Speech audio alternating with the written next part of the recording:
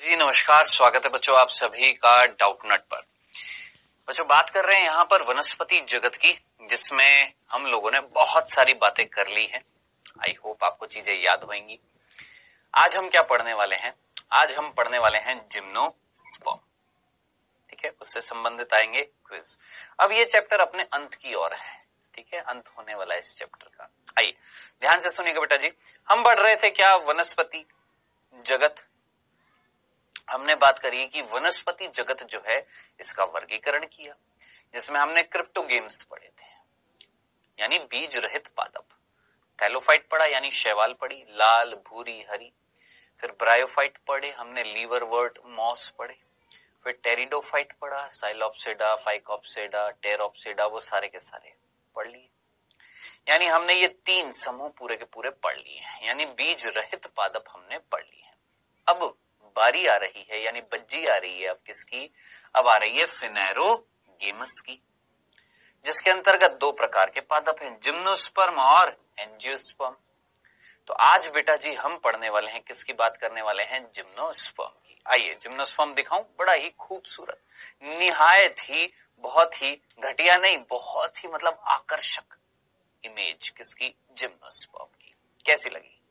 अच्छे लगे? मेरे को तो बड़े अच्छे लगते हैं। जल्दी से मुझे बताएं, अच्छा लगा?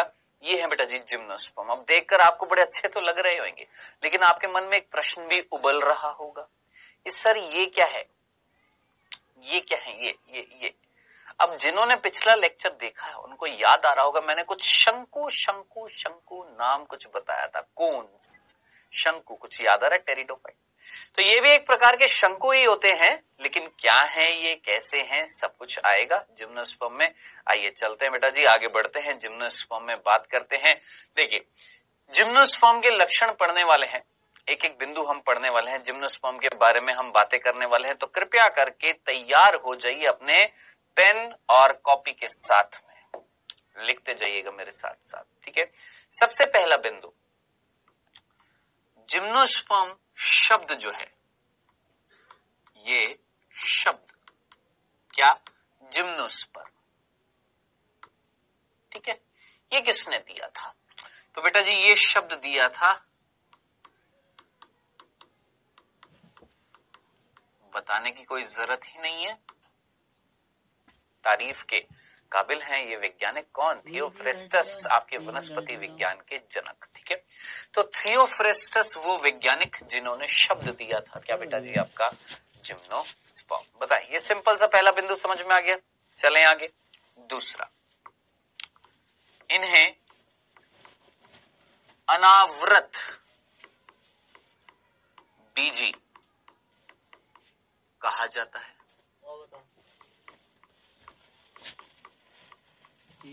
या मैं इसको ऐसे भी बोल सकता हूं, जिम्नोस्पर्म जो शब्द है ना, ये तो अंग्रेजी में है। जिम्नोस्पर्म को हिंदी में हम क्या बोलते हैं? तो हिंदी में बेटा जी आपने याद रखना है, इनको हम बोलते हैं क्या? अनावृत बीजी। ठीक है, अब आप बोलेंगे सर अनावृत बीजी का मतलब? पहली बात तो आपको ये समझनी पड़ेगी, हम बात कर रहे हैं जिम्नोस्पर्म, उसके बाद किसकी बात करेंगे? एंजियोस्पर्म। दोनों में बीज है, यानी ये समूह जो था इसका मीनिंग ही क्या था? बीज युक्त, यानी दोनों में बीज मिलेंगे, लेकिन दोनों में अंतर भी होगा। क्या अंतर? हल्का सा आपको दिखाई दिया, मैं यहीं पर लिख देता हूं। जिम्नोस्पर्म को हम बोलते हैं अनावृत बीजी, और इनको हम बोलते हैं, एंजियोस्पर्म को, आवृत बीजी।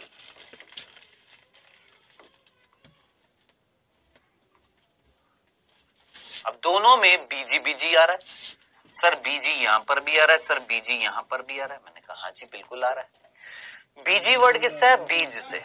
और अनावृत और आवृत, आवृत का मतलब होता है किसी के ऊपर आवरण रखना, कवर करना होता है ना। अब यहां पर जरा सोचिए, बीज आवृत है, यानी एंजियोस्पर्म वो पादप होंगे जिनमें बीज मिलेंगे, लेकिन वो किसी आवरण के अंदर होंगे, है ना।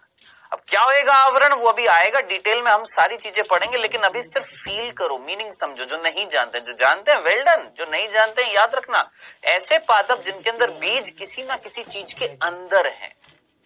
अब आप इतना तो जानते हैं, सर बीज तो फल के अंदर होते हैं, फल के अंदर होते हैं बीज, तो फल क्या है? एक आवरण है जिसके अंदर कौन है? बीज है।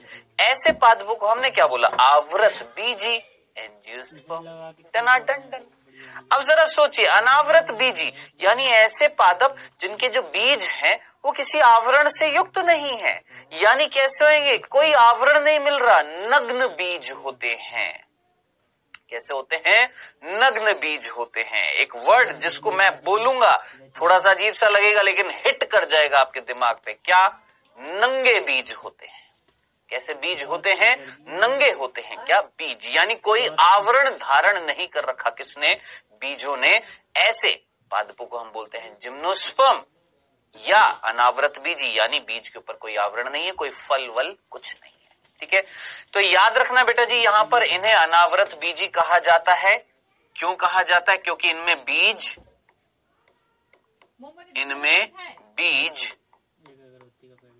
नग्न होते हैं।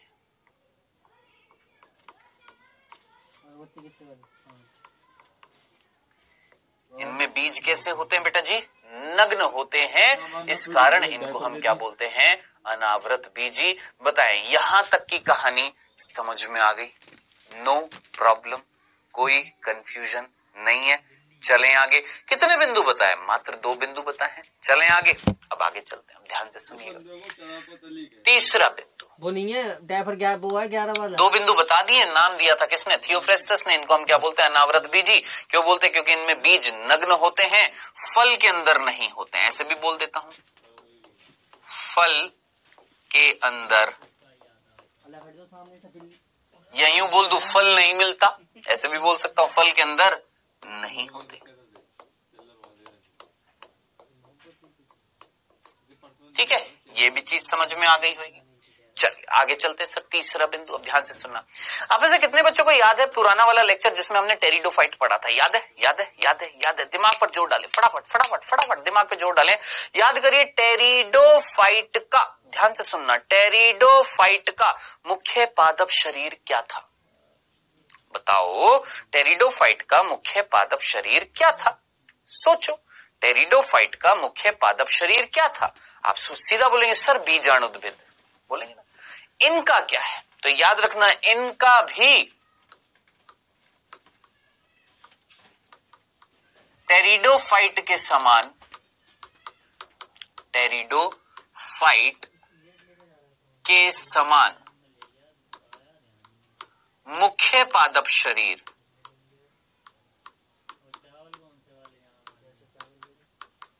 मुख्य पादप शरीर जो है वो कौन है? बच्चे याद रखना, भूल मत जाना, कौन है? बीजाणुद्भिद है।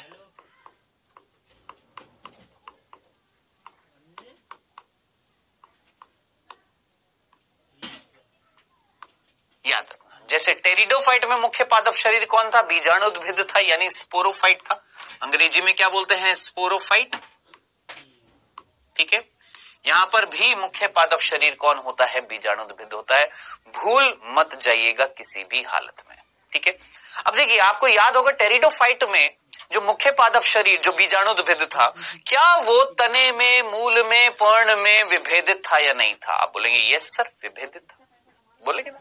मैं बोलूंगा यहां पर भी बीजाणुद्भिद जो होता है किसमें? जिम्नोस्पर्म में। ये भी विभेदित होता है किसमें? तने में, मूल में और पर्ण में। यस, आप बोलेंगे ये तो सर सेम टू सेम चीज लग रही है। टेरिडोफाइट में भी आपने यही बताया था कि मुख्य पादप शरीर कौन था? बीजाणुद्भिद। मैंने कहा हाँ, वहां पर भी बीजाणुद्भिद जो था वो 3 भागों में विभेदित था। मैंने कहा हाँ, क्या था? तना था, मूल था, पर्ण थी। मैंने कहा हाँ, है ना। अब एक एक करके चीज पढ़ते हैं। सबसे पहले क्या पढ़ेंगे भैया? यहां पर तना, स्टेम। ठीक है, सबसे पहले क्या पढ़ने वाले हैं बेटा जी? तना। सबसे पहले हम पढ़ेंगे स्टेम। ठीक है, आइए तने की बात करते हैं। देखिएगा, ध्यान से सुनिएगा। 3 बिंदु, सिर्फ 3 बिंदु याद रखने हैं तने के। देखिए, वहां पर टेरिडोफाइट में सबसे पहले, हालांकि हमने मूल पढ़ी थी, है ना, याद आ रही है? अभी याद दिलाऊंगा, कंपैरिजन करूंगा। याद करिए वहां पर तने में, टेरिडोफाइट में, तने में हमने सिर्फ एक बिंदु पढ़ा था। टेरिडोफाइट में सीधा खड़ा होता है, याद आ रहा है? याद आ रहा है? क्या बोला था? सीधा खड़ा होता है, बोला था। अब यहां पर 3 बिंदु याद रखने आपको, क्योंकि यहां पर प्रश्न बनता है नीट में। इस टॉपिक से प्रश्न बनता है नीट में, तने से। ठीक है, क्या 3 बिंदु याद रखने? सबसे पहला बिंदु बेटा जी, सबसे पहला बिंदु, इनका तना कैसा होता है? क्या झाड़ियों के जैसे होते हैं ये? यस, ये झाड़ियां हो सकते हैं।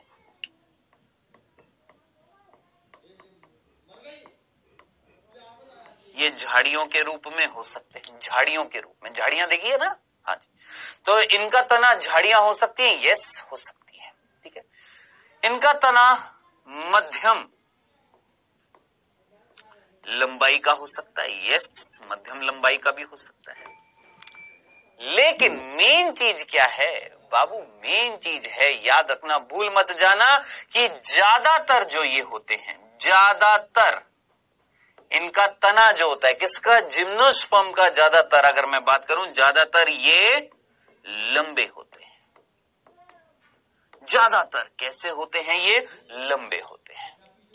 इसको मैं इस तरीके से भी बोल सकता हूं, ध्यान से सुनना, इस बिंदु को मैं ऐसे भी बोल सकता हूं, ज्यादातर जिम्नोस्पर्म लंबे होते हैं, कुछ झाड़ियां होती हैं, कुछ मध्यम लंबाई के हो सकते हैं, ऐसे भी बोल सकता हूं।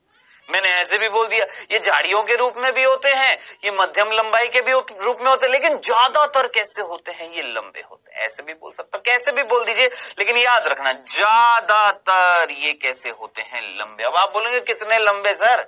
कितने लंबे? हमने देखे हैं बहुत लंबे, दिखाऊं कितने लंबे? आइए दिखाता हूं, देखिए जरा गौर से देखिए, कितना लंबा आपको दिखाई दे रहा है। ये नीचे गाड़ियां खड़ी हैं, नीचे गाड़ियां खड़ी हैं, गाड़ियों पर पहले फोकस करिए, पहले गाड़ियां देखो, दिख रही हैं गाड़ियां, फिर उसके बाद तने को देखो। ये साहब 15वीं 20वीं 25वीं मंजिल तक जा रहा है ये तने, 40 मंजिल तक पहुंच जाते हैं, 40 मंजिल तक, इतने इतने लंबे हैं। अच्छा नहीं लगा? आइए एक और दिखा देता हूं, जरा देखो। ये बच्चा है बेचारा, है जी, गले लग रहा है पेड़ को। देखना जरा, तने की मोटाई देख लो। अरे मोटाई देख लो तने की, आपको आइडिया लग जाएगा कितने लंबे होंगे ये। 20-20, 25-25, 40-40, 50-50 मंजिला लंबे होते हैं क्या? तने। समझ में आया? तो मैंने आपको क्या बताया अभी तक? सिर्फ पहला बिंदु बताया, किसका? तने का। ध्यान से सुनना, मैंने तने के बारे में हम डिस्कस कर रहे थे, तने के बारे में पहला बिंदु बताया कि भैया इनके तने जो होते हैं ज्यादातर लंबे होते हैं, यही बताया ना। फिर मैंने आपको दिखाया भी सही।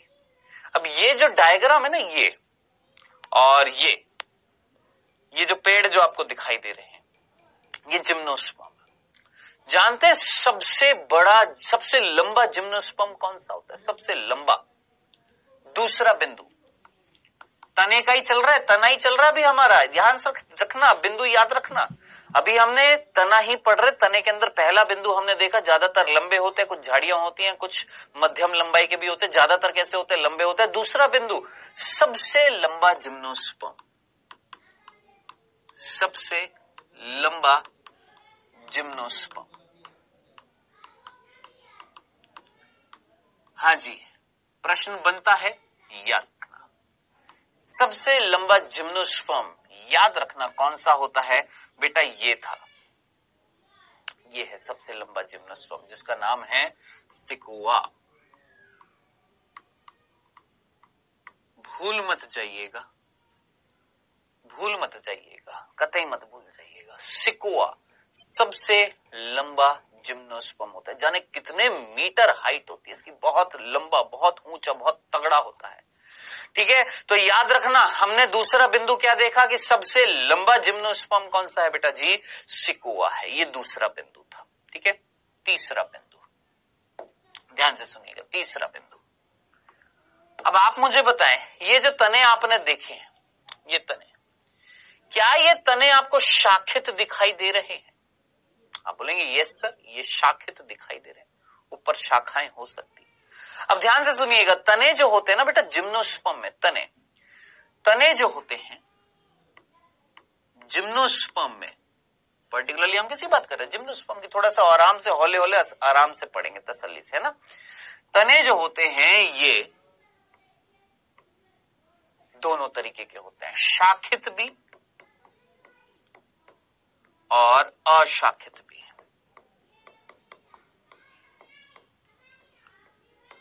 यानी ऐसे तने जिनसे शाखाएं निकलेंगी यानी शाखित, जिनसे नहीं निकलेंगी अशाखित, है ना।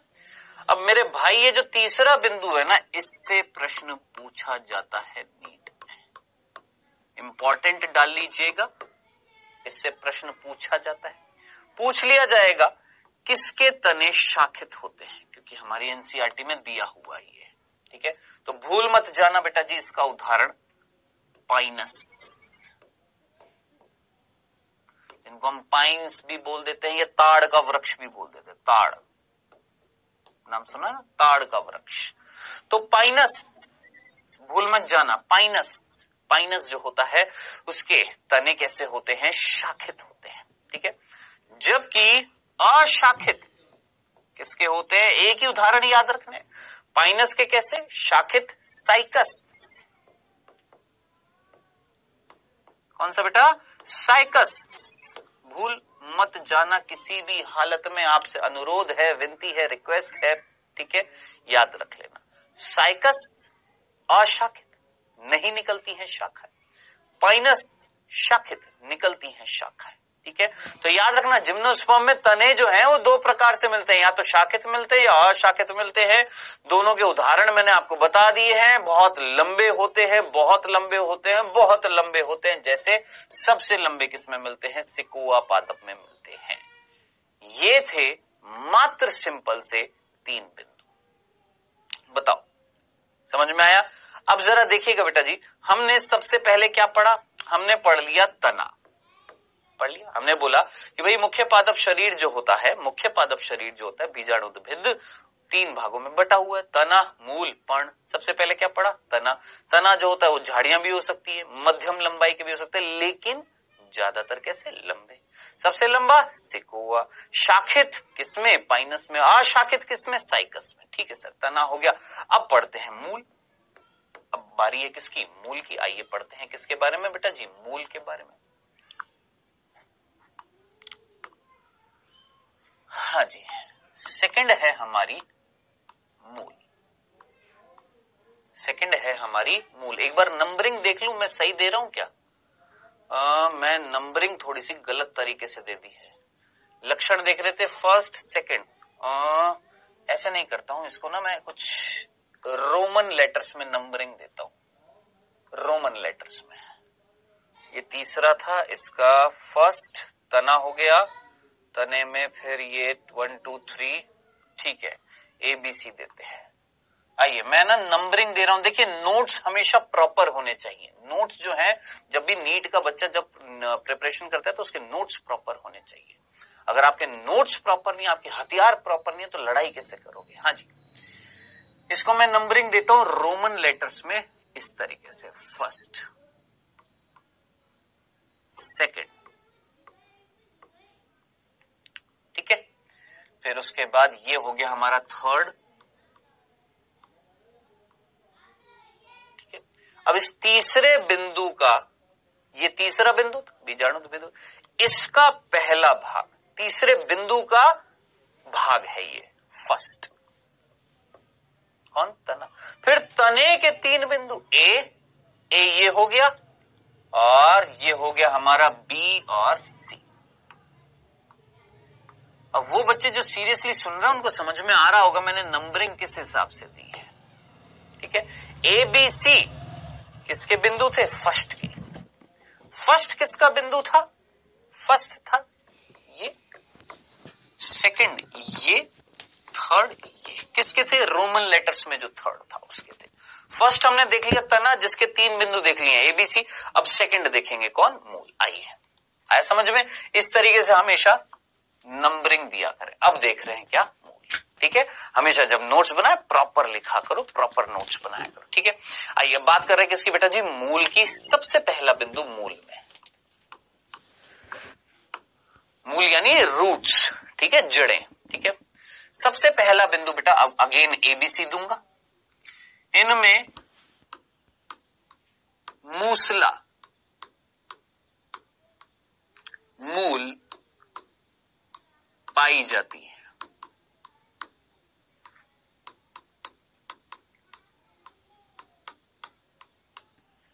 क्या बोला हमने? इनमें मूसला मूल पाई जाती है। अब आप बोलेंगे सर ये मूसला मूल क्या होता है ना? अब देखना, तुलना करना ध्यान से सुनना। हालांकि मैंने टेरिडोफाइट जब पढ़ाया था तो मैंने आपसे बोला था टेरिडोफाइट में मूल कौन सी थी, याद करिए। देखते हैं जरा कितने बच्चों को याद है। याद है? मेरा लेक्चर बिल्कुल ऐसे लाइव की तरह ही लगेगा आपको, लाइव की तरह। देख नहीं पा रहा हूं आपके कमेंट्स, लेकिन टेंशन मत लें, लगेगा लाइव ही है। हाँ जी बताओ, आपको याद आ रहा है टेरिडोफाइट्स में जो मूल थी वो कौन सी थी? यस सर याद आ रहा है। कौन सी थी सर? अपस्थानिक मूल आपने बताया था। याद आ रहा है?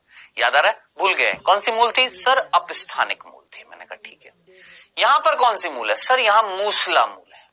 कौन सी मूल है? मूसला। अब सर ये है क्या? ये मूसला मूल है क्या? ये अपस्थानिक मूल हमारे तो ऊपर से जा रहा है। चलो इस दुविधा को भी दूर करते हैं, इस मूसला मूल को और इस अपस्थानिक मूल को। ठीक है, ठीक है, इसका कंसेप्ट क्लियर करें। आइएगा देखिएगा, पहले तो इस चीज को समझिएगा, ध्यान से सुनिएगा। हम जो पादप पढ़ रहे हैं, क्या ये बीज युक्त है कि बीज रहित है? आप सीधा बोलेंगे सर ये बीज युक्त है। देखिए ये मान लो बीज, कौन है बेटा? ये बीज। ठीक है, अब आप मुझे बताओ बीज के अंदर क्या मिलता है? होता क्या है बीज के अंदर? क्या मिलता है बीज में? क्या होता है? खजाना होता है क्या? क्या होता है बीज में? सर बीज में होता है भ्रूण। बीज में कौन होता है बेटा? भ्रूण होता है। सिंपल, ये भ्रूण है। ठीक है, अब ये बीज हमने पानी में पानी कह रहा हूं, हमने बीज को मिट्टी में डाला, फिर पानी दिया, है ना? अब पानी क्या करता है? ये जो बीज है इसका जो आवरण जो होता है ना, इसके अंदर चला जाता है पानी और इसके बीज के आवरण का फट जाता है, बीज का आवरण फट जाता है और ये भ्रूण अंकुरित हो जाता है। जिनको समझ में आया ध्यान से सुनना। क्या बीज है? ये पूरी संरचना क्या कहला रही है? बीज, जिसके अंदर कौन है? भ्रूण। तो बीज का ये क्या है? आवरण है। बीज का ये क्या है? आवरण है। ठीक, अब हमने पानी दिया, पानी जो है एक छेद होता है, उसके अंदर से होता हुआ पानी अंदर भर जाएगा, भर जाएगा, बढ़ता जाएगा, बढ़ता जाएगा, ये बीज का आवरण फट जाएगा और ये भ्रूण मिट्टी के अंदर अंकुरित हो जाएगा। ठीक है, अब आगे, अब ये जो भ्रूण है इसको थोड़ा सा मैं बड़ा कर देता हूं। देखिए इस तरीके से ये भ्रूण है। इस भ्रूण में ना दो भाग होते हैं, मुख्य रूप से याद रखना। एक होता है प्रांकुर और एक होता है मूलांकुर।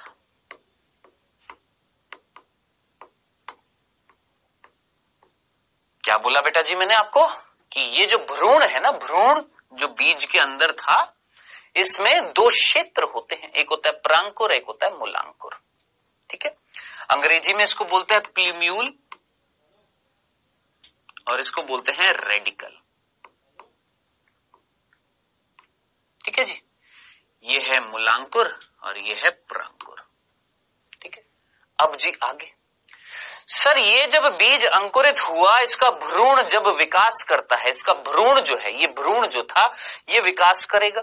अब क्या होगा सर? जब ये विकास करेगा मिट्टी के अंदर, तो कहीं ना कहीं ये प्रांकुर जो होता है आगे चलकर बनाता है तना। क्या बनाता है? तना। फिर उस तने से क्या निकलती हैं सर? शाखाएं। उन शाखाओं पर क्या होती हैं? पर्ण होती हैं, पत्तियां। पर्ण यानी पत्तियां। मैंने कहा ठीक है। अब ये सारी संरचनाएं मिलकर कहलाती है प्ररोह तंत्र, शूट सिस्टम। तंत्र का मतलब जो कई सारी चीजों से मिलकर बना होता है उसे हम तंत्र बोलते हैं। तो तना हो गया, तने से निकलने वाली शाखाएं हो गई, शाखाओं पर मिलने वाले पर्ण हो गए, ये सारी संरचनाएं मिलकर एक तंत्र बनाते हैं जिसको हम बोलते हैं प्ररोह तंत्र। और ये प्ररोह तंत्र बनाने के लिए जिम्मेदार कौन था सर? प्रांकुर। ठीक है सर, जो जमीन के बाहर होगा।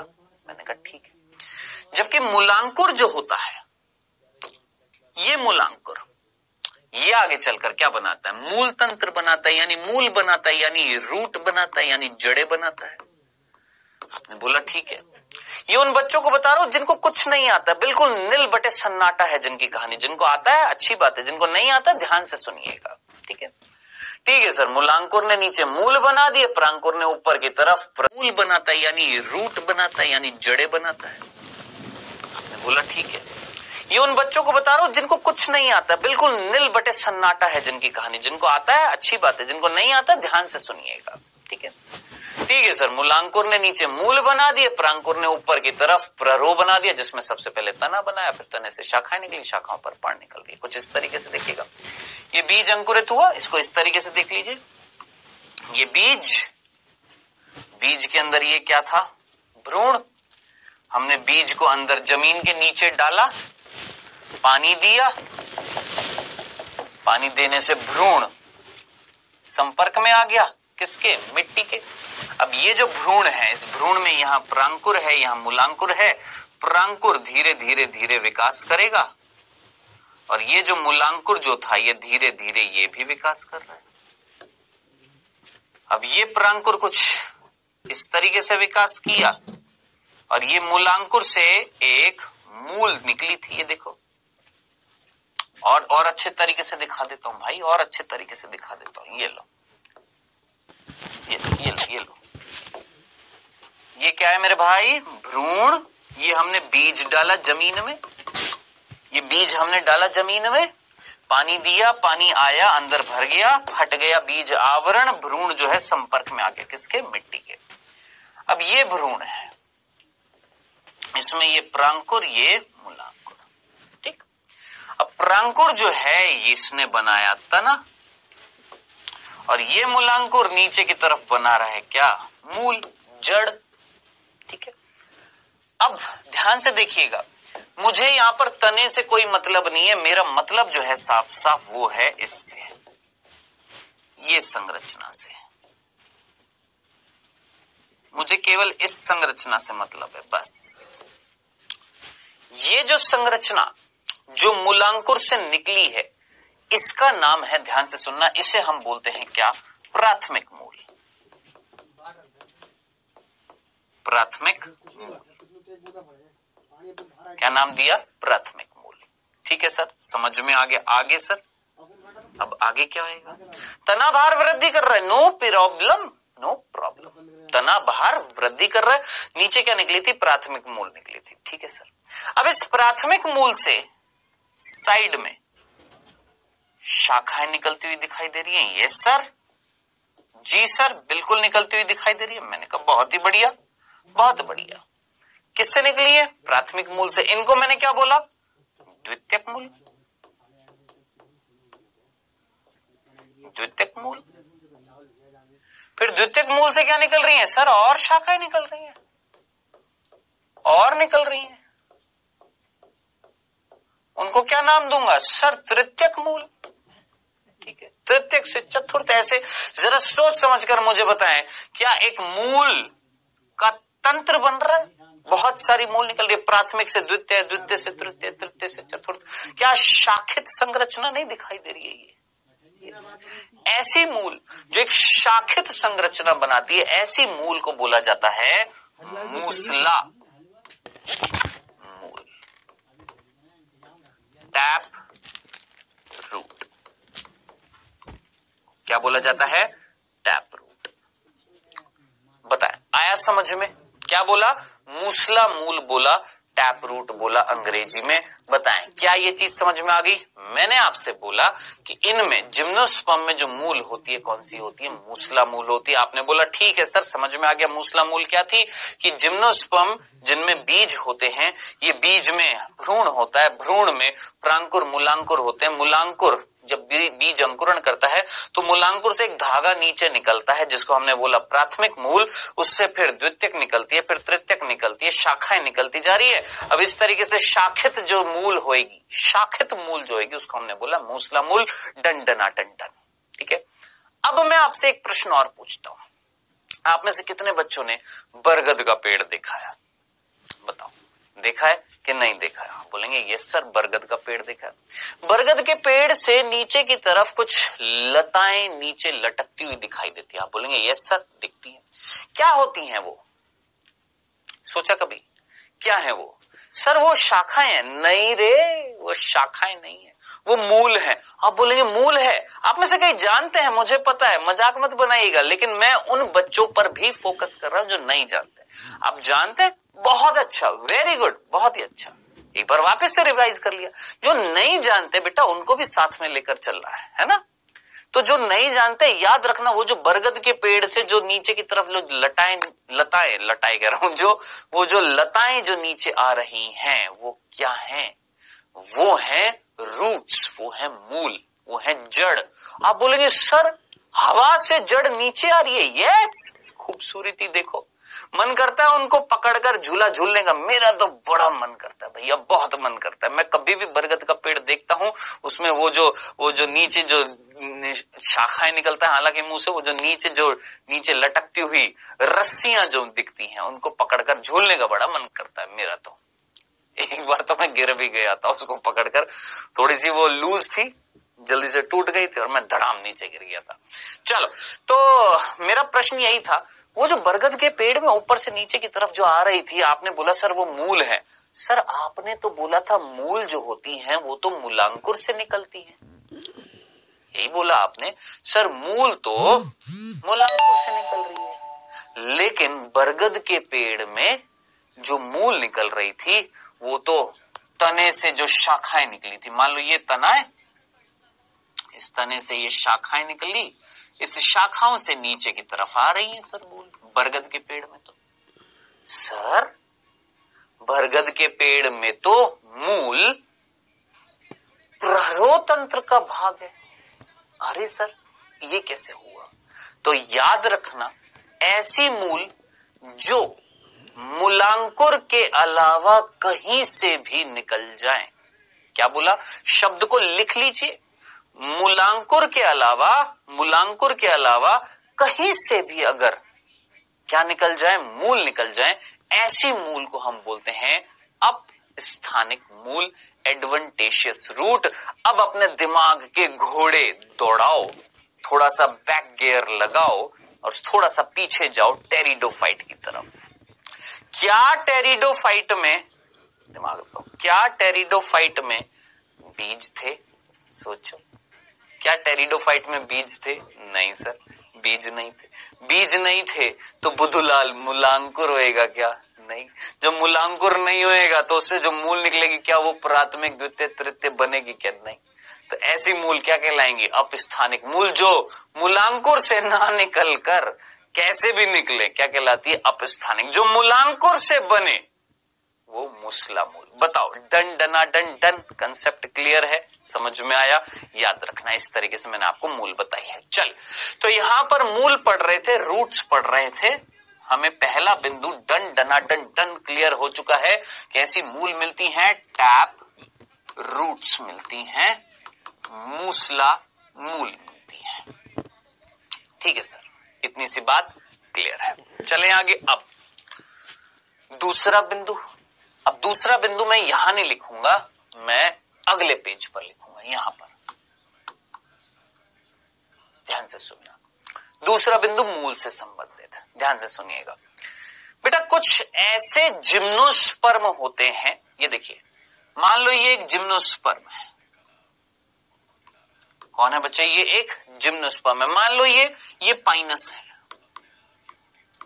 ताड़ का वृक्ष, ठीक है। प्राथमिक मूल थी, ये प्राथमिक मूल है, उससे द्वितीय निकल रही है, ऐसे तृतीय निकलेंगे।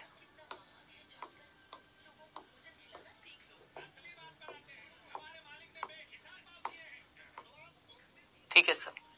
तना थोड़ा छोटा रह गया, बड़ा कर लीजिएगा, ठीक है, क्योंकि तना तो भैया लंबे होते हैं ज्यादातर। ठीक है सर, यहां तक की बात हमें भा गई, आपकी समझ में आ गई। ठीक है, अब आगे सर जी, आगे क्या क्या बताना क्या चाहते हो सर जी? मैं दूसरा बिंदु जो बताना चाह रहा था वो ये बताना चाह रहा था कि कुछ ऐसे जिम्नोस्पर्म जैसे पाइनस में क्या होता है, इंपॉर्टेंट है, नीट की दृष्टि से लिख देता हूं, नीट, ठीक है, इंपॉर्टेंट है ये वाला बिंदु। कुछ ऐसे पादप, कुछ ऐसे जिम्नोस्पर्म जैसे पाइनस जिनमें जो मूल होती है ना, मूल, इनके किनारों पर ना, इनके किनारे पर कुछ संरचनाएं आकर जुड़ जाती हैं।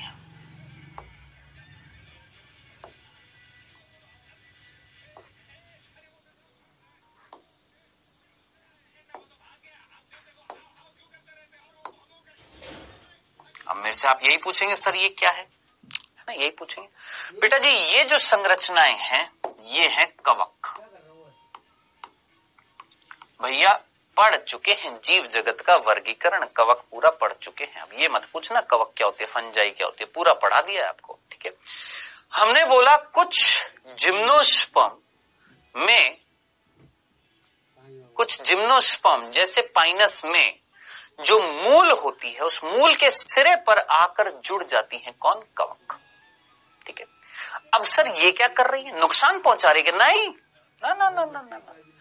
ये कवक क्या करती हैं, ये फैल जाती है, फैलती जा रही है, फैलती जा रही है, फैलती जा रही है, फैलती जा रही है, फैल जा रही है। अब मैं कितना फैलाऊं भैया, बाहर चला जाएगा मेरा हाथ, तो दूर तक फैल गई है, बहुत दूर तक फैलती जा रही है, फैलती जा रही है, ये लो जी, बस इस तरीके से फैलती जा रही है। और फैलकर कर क्या रही है सर, ये फैलकर ला रही है क्या, जल। क्या ला रही है, जल लेकर आ रही है और दे रही है इसको, इसको किसको, इस पेड़ को। आप बोलेंगे अरे ये तो बड़ी अच्छी है, ये कवक तो बड़ी अच्छी है, बड़ा अच्छा काम कर रही है, पादप को जल दे रही है ना। तो बेटा जी आज की डेट में कोई भी अच्छा नहीं है, हर किसी को किसी ना किसी से मतलब है ना। चलो जी, अब मुझे क्या मतलब है भाई, मुझे आपसे क्या मतलब है। कई बच्चे गलत सोचते हैं, बोलते हैं कि टीचर का मतलब बच्चे से सिर्फ पैसा। ना ना ना, मेरा नहीं है भैया, मेरा मतलब सिर्फ आपसे एक ही है, क्या, मेरा सपना पूरा करो। और मेरा सपना जो था, जो मैं नहीं कर पाया, इट्स ओके, नो प्रॉब्लम, लेकिन मैं आपके अंदर वो अपना सपना देख लेता हूँ, डॉक्टर बनो। नहीं बन पाया, कुछ रीजंस थे, कुछ कारण थे जो मैं नहीं समझता हूँ, अभी बताना जरूरी है। लेकिन हाँ ये जरूरी है कि एक जैसे बोलते हैं ना, एक पेरेंट्स होते हैं, उनका पेरेंट्स होते हैं, उनका सपना होता है उनका बच्चा ये बने, वो बने, ऐसा करे, वैसा करे, होता है। बस उसी तरीके से आप सभी मेरे बच्चे ही हो, है जी। मैं एक तरीके से बोल रहा हूँ, आपका गार्जियन, पेरेंट्स। मेरा सपना है कि आप डॉक्टर बने, है ना, ये नहीं है सपना ना, ये मत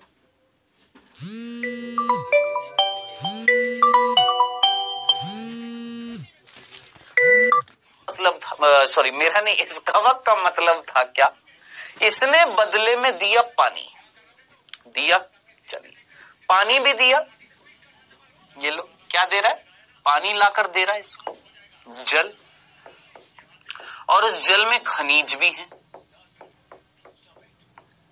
जल भी है, खनिज भी है, दे दिए, ठीक है सर, आगे।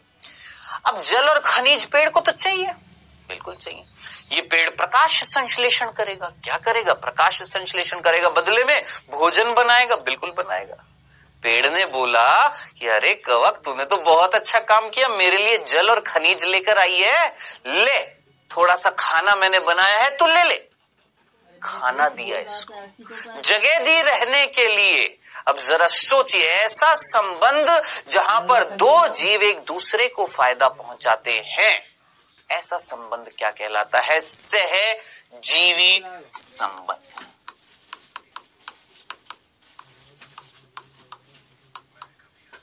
ऐसा संबंध क्या कहलाता है, सहजीवी संबंध।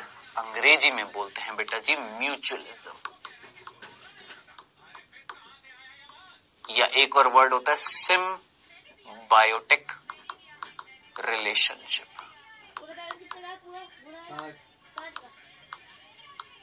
ठीक है, अब आप जरा सोचिए यहां पर कौन किसकी सहायता कर रहा था, सर कवक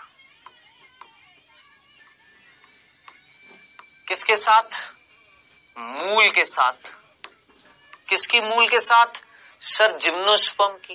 कौन सा जिम्नोस्पर्म? सर हमने यहाँ पर उदाहरण लिया है कौन? पाइनस। स्पाइनस की जड़ों के साथ, स्पाइनस की मूल के साथ कवक जो है सहजीवी संबंध दिखाती है। ये जो संरचना है ना, ये संरचना देखो इधर, ये संरचना, इस संरचना के अंतर्गत कौन आ रहा है? कवक भी आ रहा है और इस पेड़ की मूल भी आ रही है। यानी मूल और कवक मिलकर जो संरचना बनाते हैं उसका नाम ही है क्या? कवक मूल। माइकोराइजा। भूल मत जाना अपनी जिंदगी में माइकोराइजा क्या था। माइकोराइजा बेटा जी एक सहजीवी संबंध होता है। इसके बीच में याद रखना कवक और जो पेड़ है कौन से? जिम्नोस्पर्म, जैसे पाइनस है ना, उनकी मूल और कवक के बीच में जो सहजीवी संबंध होता है ये सहजीवी संबंध कहलाता है आपका कवक मूल, माइकोराइजा। अब प्रश्न पता है नीट में क्या पूछा जाएगा? उपरोक्त में से कौन से पादपों में कवक मूल मिलती है? अब वहां पर 4 उदाहरण दे रखे होंगे जिसमें से एक पाइनस होगा, क्योंकि हमारी एनसीईआरटी में पाइनस दे रखा है। भूल मत जाना। प्रश्न ये बनेगा कोने पे जो लिखा हुआ है ना मैंने यहाँ पर छोटा सा, यहां से प्रश्न बनता है, तो भूल मत जाना। मैक्सिमम बच्चे ना ये याद रख लेते हैं लेकिन ये तो भूल ही जाते हैं। कौन सा पेड़ था, कौन सा जिम्नोस्पर्म था? भूल मत जाना, ताड़ का पेड़ था, पाइनस था, जिसमें कवक क्या बना रही हैं? कवक मूल बना रही हैं, माइकोराइजा बना रही हैं, याद रखिएगा। ये था बेटा जी आपका सिंपल सा दूसरा बिंदु मूल से संबंधित। आगे चलें, अभी खत्म नहीं हुआ, एक और बिंदु रह रहा है, आखिरी बिंदु, तीसरा बिंदु। 3 बिंदु बोला था मैंने आपसे, तीसरा बिंदु ध्यान से सुनिएगा। एबीसी कर रहे ना? हाँ एबीसी।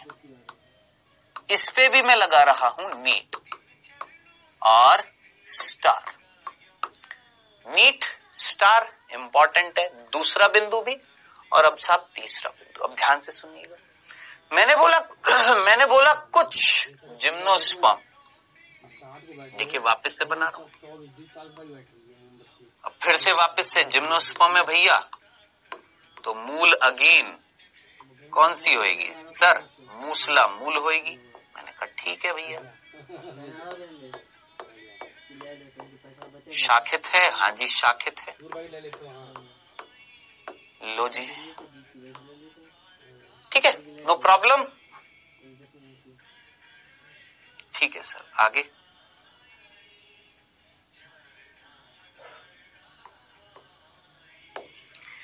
अब जी ये है मूल, प्राथमिक, द्वितीय, तृतीय। ठीक है सर, ये समझ गए, बार बार रिपीट ना करो, समझ गए। मैंने कहा ठीक है जी, ठीक है। अब जी आगे देखते हैं।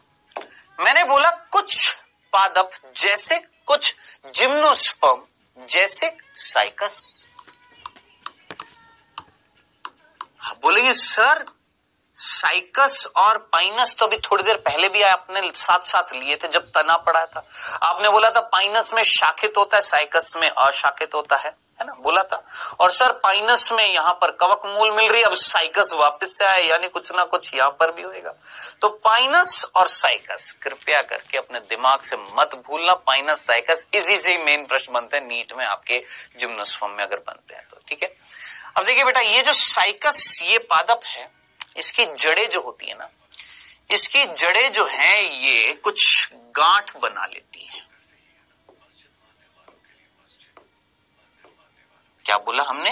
इनकी जड़ें जो है ना, जड़ें, इनकी मूल जो है, इनके किनारे कुछ गांठ बना रहे हैं।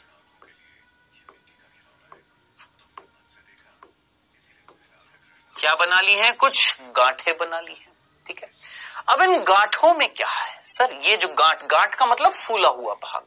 सर इन गांठों में क्या है? इन फूले हुए भागों में क्या है? आइएगा ध्यान से सुनना बेटा जी। इन फूले हुए भागों में, पहले मुझे बनाने दो फिर बताता हूं।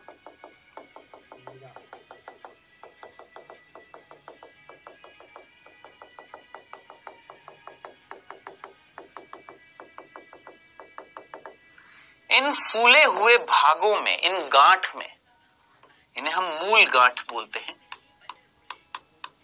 ठीक है, इनके अंदर मिलते हैं, याद रखना कौन, नील हरित शैवाल।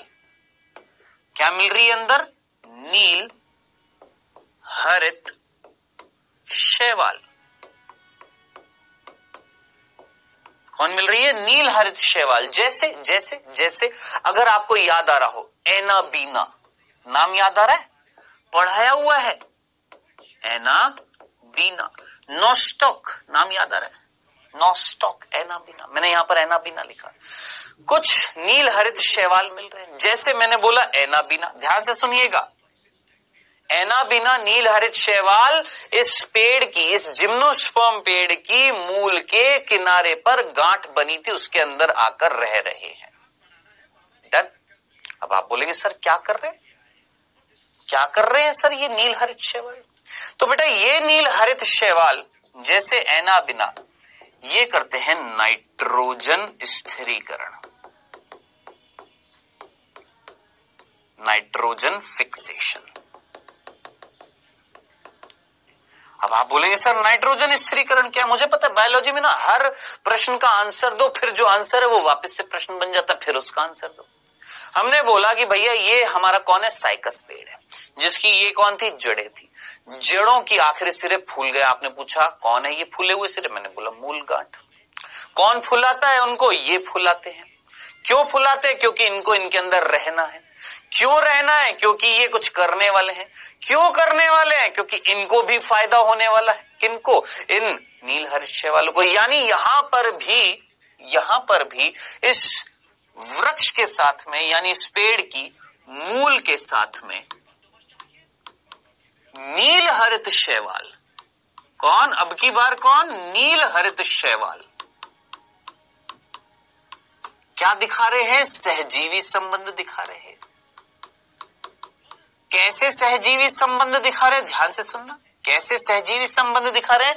ये क्या कर रहे हैं भैया, ये कर रहे हैं नाइट्रोजन स्थिरीकरण। अब आप बोलेंगे सर नाइट्रोजन स्थिरीकरण मतलब वातावरण में नाइट्रोजन है या नहीं? आप बोलेंगे यस सर, सबसे ज्यादा जो गैस मिल रही है वो तो नाइट्रोजन है। मैंने कहा लेकिन पेड़ जो होते हैं ना वो क्या डायरेक्टली नाइट्रोजन को नहीं ले पाते हैं। हाँ, डायरेक्टली नाइट्रोजन को, सीधा सीधा नाइट्रोजन को अपने अंदर नहीं एब्जॉर्ब कर पाते, गैस के रूप में नहीं ले पाते हैं।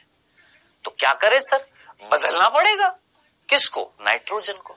तो ये नाइट्रोजन जो वातावरण में मिल रही है इसको बदलना पड़ेगा। सबसे पहले बदला जाता है किसमें, अमोनिया में। सबसे पहले किसमें बदला जाता है, अमोनिया में। और अमोनिया में बदलने की जो प्रक्रिया जो होती है वातावरणीय नाइट्रोजन को अमोनिया में बदलने की प्रक्रिया क्या कहलाती है, नाइट्रोजन स्थिरीकरण।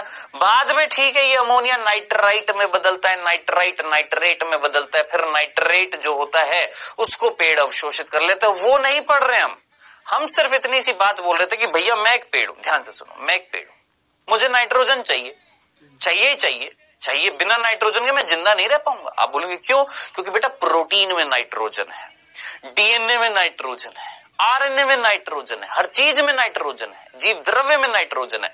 तो मैं एक पेड़ हूं, मेरी कोशिका है, मुझे नाइट्रोजन चाहिए। कैसे लूं, वातावरण में तो गैसीय रूप में मिल रही है, नहीं ले सकता। अब क्या करूं? तो कहीं ना कहीं नाइट्रोजन को बदलना पड़ेगा। किसने बदला, वातावरणीय नाइट्रोजन को सबसे पहले बदला किसमें, अमोनिया में। ये बदलने की प्रक्रिया क्या कहला रही है, नाइट्रोजन स्थिरीकरण। इसे ही हम क्या बोलते हैं, नाइट्रोजन स्थिरीकरण। बाद में ठीक है अब इसको और बदला जाएगा, फिर नाइट्रोजन ले ली जाएगी। वो हमारा मकसद नहीं है पढ़ना, मेन मकसद था कि ये जो जीवाणु जो है जिनको हम साइनोबैक्टीरिया भी बोलते हैं, नील हरित शैवाल को हम क्या बोलते हैं, साइनोबैक्टीरिया, है ना, साइनोबैक्टीरिया। ये जो नील हरित शैवाल है, ये जो साइनोबैक्टीरिया है, प्रभु ये क्या कर रहे थे, ये इस पेड़ को नाइट्रोजन उपलब्ध करा रहे थे या नहीं करा रहे थे। सोचिए, इस पेड़ को, इस साइकस पेड़ को नाइट्रोजन उपलब्ध कराने में सहायता करी या नहीं करी। कैसे, इन्होंने नाइट्रोजन स्थिरीकरण किया। किसने, नील हरित शैवाल ने, जो इन पेड़ों की जड़ों के किनारों पे फूली हुई गांठों के अंदर मिल रहे हैं। कौन, ये नील हरित शैवाल जैसे एनाबीना। समझ में आ गया, सिंपल सा था। अब आप बोलेंगे सर ये तो इन्होंने फायदा किया, पेड़ ने क्या किया? अरे बाबू जगह दे रहा है रहने के लिए, भोजन जो बनेगा वो भी देगा। सोचिए, भोजन भी देगा, जगह भी दे रहा है, बदले में इनसे नाइट्रोजन स्थिरीकरण करवा रहा है ये पेड़। सोचिए, मजाक थोड़ा ना है, मस्त चीज हो रही है ये तो।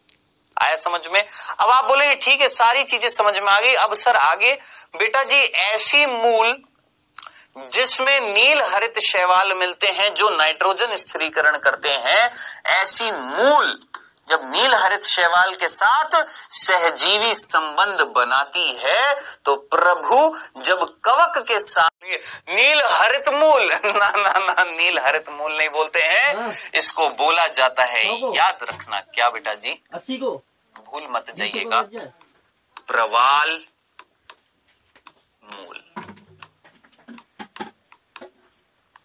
ठीक है, अंग्रेजी में बोलते हैं कोलेरॉइड रूट्स,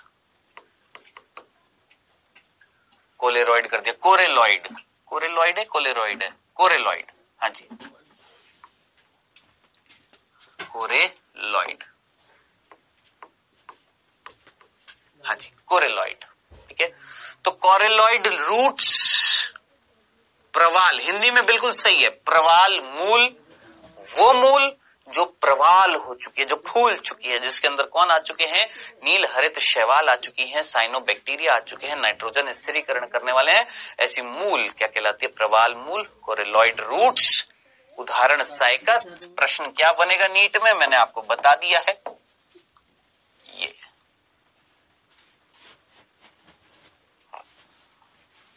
ये बनता है।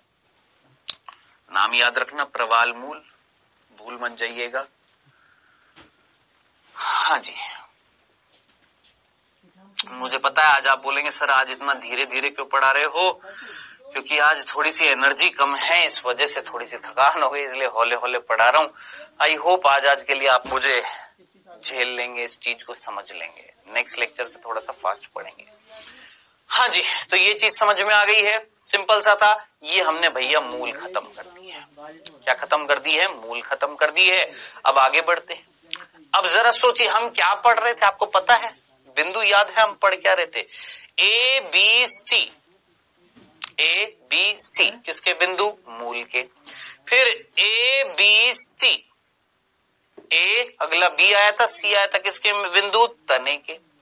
तना देख लिया, तना देख लिया, देख लिया, मूल देख लिया, देख लिया। अब क्या देखना है सर, पर्ण देखनी है। जब तीनों देख लेंगे, तीनों की बात कर लेंगे, यानी हमारा रोमन लेटर्स में तीसरा बिंदु हो जाएगा, कौन सा, बीजाणुद्भिद, जो मुख्य पादप शरीर था वो हो जाएगा। आइए जल्दी से खत्म करते हैं, पर्ण पढ़ लेते हैं फटाफट। आइए, मूल हो गया, दूसरा बिंदु दिया था हमने मूल को, तो तीसरा देंगे पर्ण को। तीसरा पर्ण, पत्ती बोल दीजिए, पर्ण बोल दीजिए, लीफ बोल दीजिए, चीज एक ही है। हाँ जी, किसकी बात कर रहे बेटा जी, पर्ण की। सबसे पहला बिंदु ध्यान से सुनिएगा, पहला बिंदु बहुत ही इंपॉर्टेंट, यहां पर भी 2 से 3 बिंदु ही याद रखने हैं, सिंपल। ठीक है, सबसे पहला बिंदु, सुई के समान होती है, सुई के समान नुकीली पर्ण होती हैं।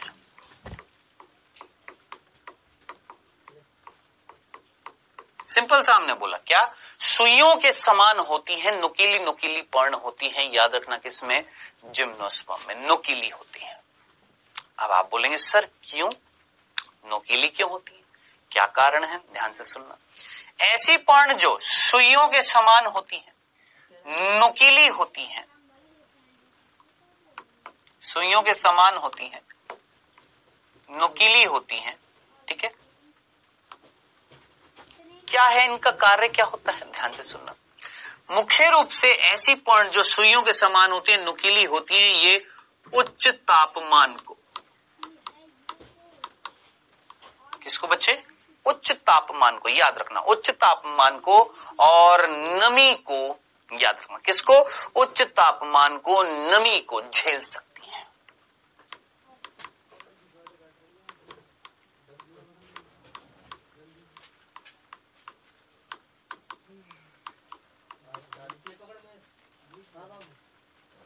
सिंपल सा बोला, मैं एक पेड़ हूं, मैं एक जिम्नोस्पर्म हूं, मेरी जो पत्तियां हैं वो नुकीली हैं। क्यों नुकीली हैं? क्यों? क्योंकि ज्यादातर मैं जिस जगह पर मिल रहा हूं ना, वहां पर तापमान ज्यादा है ना, और उच्च तापमान होने के कारण या बहुत ही ज्यादा आर्द्रता है, नमी बहुत ज्यादा है, तो ऐसी परिस्थितियों को झेलने के लिए सुइयों के समान हो जाती है। अब सुइयों का समान मीनिंग क्या होता है? देखिए, ये बेटा एक सिंपल सा तना था, ठीक है जी, और ये इसकी पर्ण है, बड़ी प्यारी सी है, लेकिन ये इसका तना था। अब दूसरा पेड़ देखो, ये इसका तना था और ये इसकी पर्ण है। जरा सोच समझकर खुद कोशिश करो और देखो किसमें पत्ती छोटी हो गई है। सोचो, पत्ती छोटी हो गई है, पतली हो गई है, सिकुड़ गई है। अरे सिकुड़ेगी तभी तो पतली होएगी, पतली हो जाएगी, सिकुड़ जाएगी तभी तो सुई के समान नुकीली बनेगी कि नहीं बनेगी। यानी हमें पत्ती को निचोड़ना है, सिकोड़ना है, छोटा करना है कुल मिलाकर। अब आप फाइनली पूछेंगे सर क्यों? सर समझ में आ गया कि सुई के समान होती है, नुकीली होती हैं इनमें पर्ण। कैसे नुकीली हुई, कैसे मैं बोलूंगा सुई के समान कैसे हो गई हैं? साहब हमने निचुड़ गई हैं, सिकुड़ गई हैं। सिंपल शब्दों में बोला, क्या हो गई सर? सिकुड़ गई हैं। टेरिडोफाइट में हमने देखा बढ़िया पत्तियां मिल रही थी, यहां पर सर सिकुड़ क्यों गई है? रीजन क्या है? ये पहला बिंदु। आइए रीजन देखते हैं, क्यों सिकुड़ गई है, क्यों सुई के समान हो गई है। ध्यान से सुनना, ये पेड़ ज्यादातर, ध्यान से सुनना, ये वृक्ष बोल दीजिए या ये पादप बोल दीजिए या ये जिम्नोस्पर्म, ये ज्यादातर मरुद्भिद होते हैं। क्या बोला? ज्यादातर मरुद्भिद होते हैं। अब आप बोलेंगे सर हर चीज के साथ नई चीज ला रहे, अंग्रेजी में बोलते हैं जीरोफाइट। जीरोफाइट, अब ये क्या बला है सर, ये क्या बीमारी है? ये ज्यादातर मरुद्भिद होते हैं। इसका मीनिंग क्या है? अब बेटा नीट की तैयारी करने बैठे हो तो नई नई चीजें आएंगी, जिनको नहीं लगती है ठीक है, जिनको नहीं लगती है, जिनको पता है वेरी गुड। अब मरुद्भिद का मतलब, मरु का मतलब क्या होता है? मरुस्थलीय क्षेत्र। मरुस्थलीय क्षेत्र का मतलब जहां पानी ज्यादा है कि कम है। सोचो, यानी ये वो पादप हैं जो ऐसे क्षेत्रों में मिलेंगे। मरुद्भिद का मतलब वे पादप जो ऐसे क्षेत्रों में उगते हैं या वृद्धि करते हैं जहां जल की कमी है।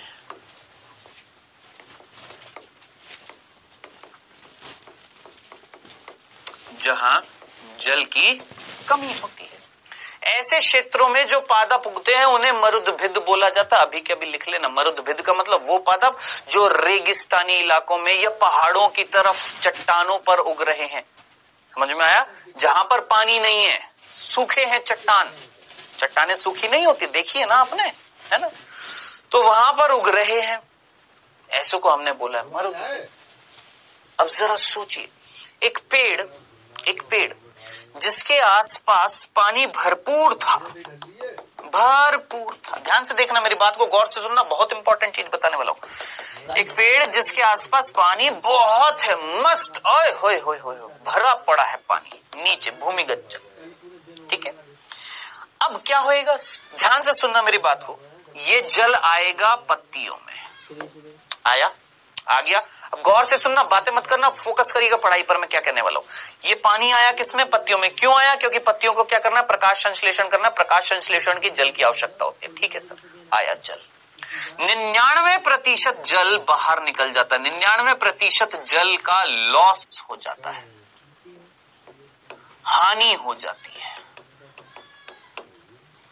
आप बोलेंगे क्या सर, फिर से सुनो। मैंने बोला जितना भी जल आया ना, जितना भी जल आया उसका 99% भाग निकल गया, हानि हो गई है, लॉस हो गया है। ये प्रक्रिया जो जल की हानि होती है इसे हम बोलते हैं वाष्पोत्सर्जन। क्या नाम देते हैं? वाष्पोत्सर्जन। तो प्रभु मेरी बात को ना फोकस करना, क्या कहना चाह रहा हूं, थोड़ा सा बड़े स्तर पर सोचने की क्षमता रखना। क्या ये एक पेड़ के अंदर पानी आया, जितना भी आया उसका 99% निकल गया, आप बोलेंगे ये तो वाष्पोत्सर्जन तो खराब प्रक्रिया, बड़ी बेकार है, बड़ी गंदी है, बड़ी घटिया है। मैंने कहा हाँ, लेकिन आवश्यक है। खराब है, घटिया है, बेकार है, लेकिन आवश्यक है। आप बोलेंगे क्यों आवश्यक है, क्यों करानी है हानि? जरा सोचिए, अगर यहां हानि होएगी तो ही तो यहां पर एक दाब लगेगा। कैसा? नेगेटिव, कि अरे भैया कुछ कमी हुई है, कुछ करो, कुछ करो। क्या करो? वापस से जल खींचो, वापस से जल खींचो, फिर से जल आएगा, उसका 99% भाग, 99% भाग फिर निकल जाएगा, 1% रह जाएगा, फिर कमी होएगी, फिर खींचो, फिर लाओ, फिर निकाल दो, फिर कमी होएगी, फिर खींचो। तो ये जरूरी होता है। क्या? वाष्पोत्सर्जन। यस, हर पादप के लिए ये जरूरी है। ठीक है, तो याद रखना वाष्पोत्सर्जन आवश्यक भी है और एक बेकार प्रक्रिया भी है, यानी पॉजिटिव प्रक्रिया भी है, नेगेटिव प्रक्रिया भी है। कौन? वाष्पोत्सर्जन। एक वैज्ञानिक थे जिनका नाम था कर्टिस, ये मैं आपको बाद में बताऊंगा। कर्टिस, जिन्होंने ना अंग्रेजी में कथन दिया था कि ट्रांसपिरेशन, वाष्पोत्सर्जन को हम इंग्लिश में बोलते हैं transpiration. Transpiration is an essential evil. क्या बोला? Transpiration is an essential evil, यानी वाष्पोत्सर्जन एक आवश्यक चुड़ैल है। मतलब चुड़ैल यानी भूत है, चुड़ैल है, यानी एक नेगेटिव चीज है लेकिन आवश्यक है। यानी ये एक खराब प्रक्रिया है लेकिन जरूरी है। क्या करें भाई, क्या करें? ऊपर पानी कैसे लाएं? जब तक एक नेगेटिव दाब नहीं लगेगा तब तक, मतलब जब तक एक खिंचाव पैदा नहीं होगा तब तक पानी ऊपर नहीं आएगा। और खिंचाव कब पैदा होगा? जब पानी निकल जाएगा। समझ में आया? तो ये चीज आपने याद रखनी है। प्रभु भूल मत जाना, वाष्पोत्सर्जन जरूरी है। अब आप मुझे बताएं, एक ऐसा पादप जिसके आसपास तो ऑलरेडी पानी की कमी है, ऑलरेडी पानी की कमी है। अब सर ऑलरेडी पानी की कमी है, जहां जल की कमी है, यहाँ पर पानी कम है भैया, थोड़ा बहुत पानी आएगा। क्या आप चाहते हो कि ये पानी निकल जाए?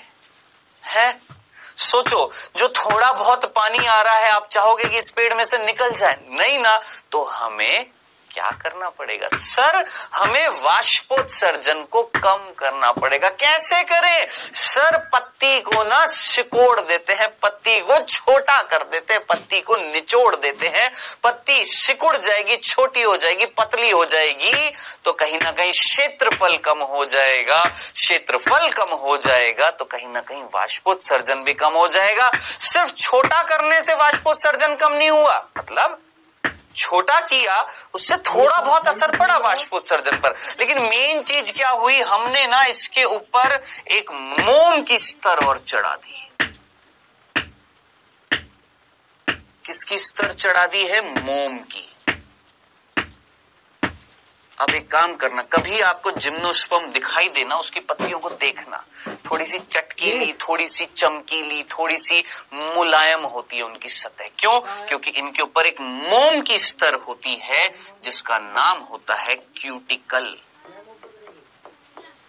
जिसका क्या नाम होता है? क्यूटिकल। अब आप बोलेंगे सर क्यों चढ़ा दिए? क्यूटिकल क्या है सर? ये मोम की स्तर है। क्यों चढ़ा दी सर ये? आप मुझे बताएं। वाष्पोत्सर्जन कराना था हमें, यहां से हो रहा था, जितना पानी आ रहा था 99% निकल रहा था। कहां से निकल रहा था? पत्ती में। सर पत्ती में छेद होते हैं, उन छेदों का नाम क्या होता है? सर रंध्र होता है, रंध्र होता है, स्टोमेटा होता है। उन रंध्रों से, उन स्टोमेटा से कहीं ना कहीं पानी निकल जाता है। मैंने कहा ठीक है, अब क्या करें? यहां पर ऑलरेडी पानी कम है, कैसे बचाएं पानी के लॉस को? पानी के जो हानि हो रही है उसको कैसे कम करें? कैसे करें? तो हमने क्या किया, एक काम तो हमने क्या किया, पत्ती को छोटा कर दिया, पहली चीज नोकीला कर दिया, क्षेत्रफल कम कर दिया। दूसरा हमने क्या किया, इसके ऊपर ना एक मोम की परत लगा दी। अब मोम की जरा सोचिए, अगर परत लग जाएगी, सोचो ये रंध्र है, इसके ऊपर एक मोम की स्तर लगा दूंगा तो रंध्र बंद, सर रंध्र बंद तो वाष्पोत्सर्जन बंद, वाष्पोत्सर्जन बंद। लेकिन हमें थोड़ा बहुत वाष्पोत्सर्जन तो करना है, ऐसा तो नहीं है कि बिल्कुल ही नहीं करेंगे, थोड़ा बहुत तो करेंगे ना मेरे भाई, पानी खींचना भी तो है ना। तो इस वजह से जहां जहां रंध्र होंगे ना उनके ऊपर तो हमने क्या लगा दी, क्यूटिकल, मोम की स्तर, और थोड़े थोड़े से हमने छेद अभी भी छोड़ दिए यहां पर।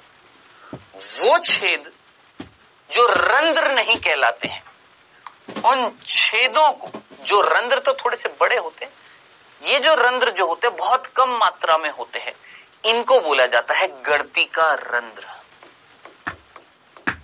गर्तिका रंध्र।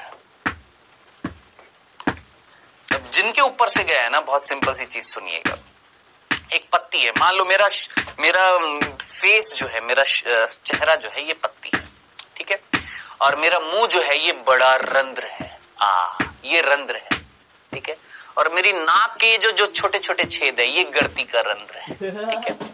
अब मुझे ना वाष्पोत्सर्जन को कम करना है। वाष्पोत्सर्जन किससे हो रहा है सर, मेनली रंध्रों से होता है, बड़े बड़े छेद होते हैं रंध्र, उनसे होता है। गर्तिका रंध्रों से भी होते हैं जो छोटे होते हैं, ये गर्तिका रंध्र है, ये बड़ा सा क्या है हमारा रंध्र है, ठीक है सर। मुझे वाष्पोत्सर्जन को कम करना है तो मैंने क्या किया, एक तो पत्ती को छोटा कर दिया, नोकीला कर दिया, ठीक है। अब दूसरा काम मैंने क्या किया, ये जो रंध्र जहां मिल रहे थे ना, ये रंध्र, उनके ऊपर मैंने लगा दी क्या, सोचो क्या लगा दी, मोम की स्तर।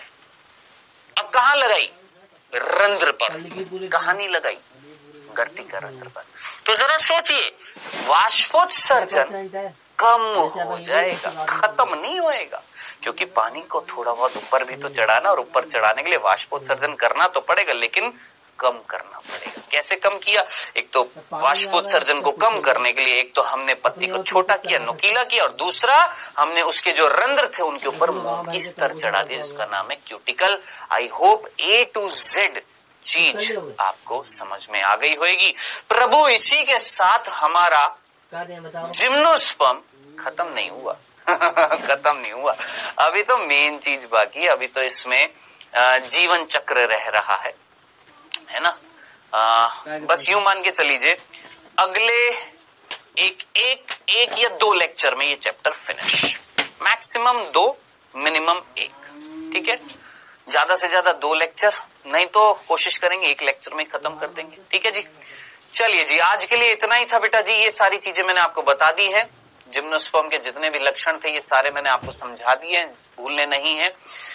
तो आज हमने जिम्नोस्पर्म पढ़ा, शब्द दिया थियोफ्रेस्टस ने, मुख्य पादप शरीर बीजाणुविद्ता, जिसमें तना पढ़ा, मूल पढ़ी, पर्ण पढ़ा। तना झाड़ियां भी हो सकती है, मध्यम लंबाई के हो सकते हैं, ज्यादातर कैसे होते हैं, लंबे होते हैं। सबसे लंबा सिकुआ होता है, शाखित पाइनस का होता है, अशाखित आपका याद रखना, भूल मत जाना, साइकस का होता है।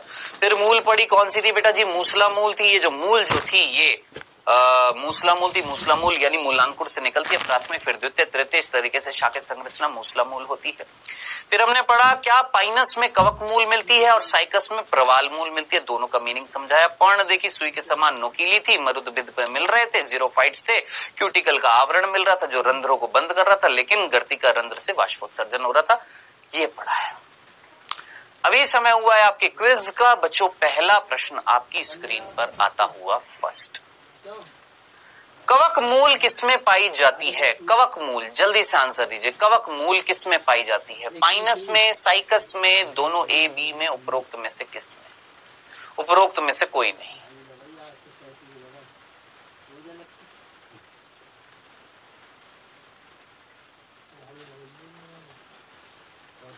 दूसरा प्रश्न, प्रवाल मूल किसमें पाई जाती है? पाइनस, साइकस, दोनों A और B, उपरोक्त में से कोई नहीं। हेलो जी, इजी से प्रश्न थे, अभी अभी पढ़े हैं, ताजे ताजे पढ़े हैं, आप कर लोगे, इजी लगेंगे क्योंकि अभी भी पढ़ा है। लेकिन गारंटी के साथ कह रहा हूं, शर्त लगा लो, इसी चीज को आज से ना 5 महीने बाद देखना, पढ़ना, बिना पढ़े कर देखना, भूल जाओगे। नहीं भूलोगे इट मीन्स बहुत अच्छी मेमोरी, भूल जाओगे यानी मेमोरी शार्प नहीं है। हाँ जी, आइए देखते बेटा जी, यहाँ पर पहला प्रश्न था कवक मूल किस में मिल रही है, मैंने आपको बताया था पाइनस, और प्रवाल मूल किस में मिल रही थी सर, साइकस। खत्म, ये सिंपल सा था। चल अब बेटा जी नेक्स्ट लेक्चर में हम थोड़ा सा रह गया जिम्नोस्पर्म, वो खत्म करेंगे और स्टार्ट करेंगे क्या, एंजियोस्पर्म। ठीक है बेटा जी, पढ़ते रहो, आगे बढ़ते रहो, मिलेंगे नेक्स्ट